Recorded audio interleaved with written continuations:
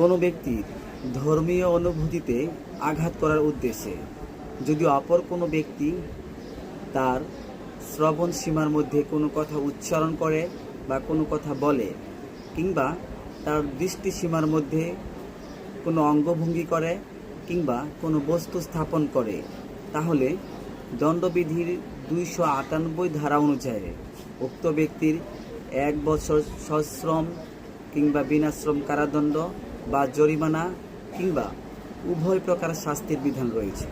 So viewers, অনেক সময় আমরা দেখি এক পক্ষ আরেক পক্ষের ধর্মীয় অনুভূতি, মুসলিমদের যে ধর্মীয় বিধান আছে সেক্ষেত্রে, কিংবা হিন্দুদের যে ধর্মীয় অনুভূতিগুলি আছে, মন্দির কিংবা বৌদ্ধদের যে গির্জা, এরকম প্রত্যেকটা ধর্মীয় বিধান আলোকে ধর্মীয় অনুভূতিতে আঘাত করার উদ্দেশ্যে যদি এই ধরনের কাজকর্ম, সেটা মৌখিক কিংবা অঙ্গভঙ্গির দ্বারা হোক, করে, তাহলে দণ্ডবিধির 298 ধারা অনুযায়ী তার শাস্তির বিধান রয়েছে।